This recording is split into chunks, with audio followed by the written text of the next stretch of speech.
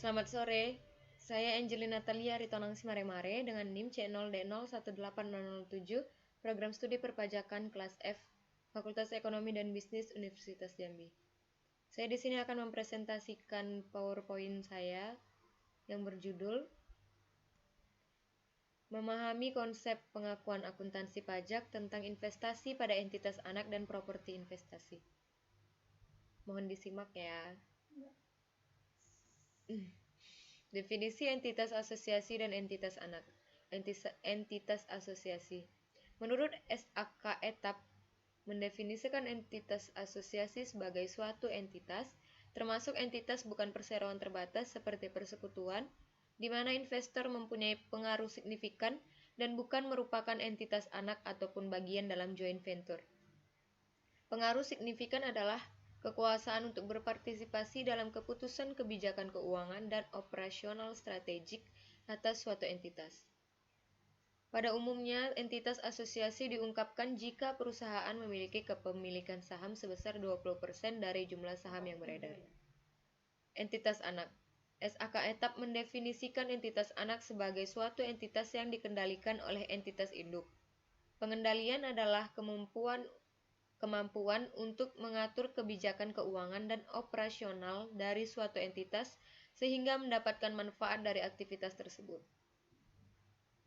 Pengendalian dianggap ada jika entitas induk memiliki baik secara langsung atau tidak langsung melalui entitas anak lebih dari setengah hak suara dari suatu entitas. Konsep metode biaya dan metode ekuitas. Dalam akuntansi dikenal dua metode pencatatan investasi, yaitu metode biaya dan metode ekuitas. Penjelasannya seperti di bawah ini. Metode biaya adalah metode pencatatan investasi yang pada awal perolehan investasi, investor mencatat investasi sebesar biayanya. Dividen maupun distribusi laba dicatat sebagai penghasilan. Namun apabila dividen yang diterima melebihi bagian investor, atas laba dipandang sebagai pemulihan investasi. Metode ekuitas adalah metode pencatatan investasi yang pada awal perolehan investor mencatat investasi sebesar biayanya.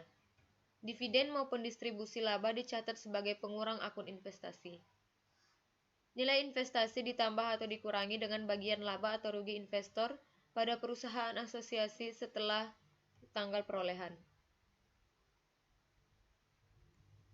Metode ekuitas harus diterapkan oleh investor yang memiliki saham berhak suara pada perusahaan invest, baik secara langsung maupun tidak langsung dengan kepemilikan 20% atau lebih. Dengan kepemilikan saham 20% atau lebih, secara akuntansi investor dianggap memiliki pengaruh yang signifikan pada invest.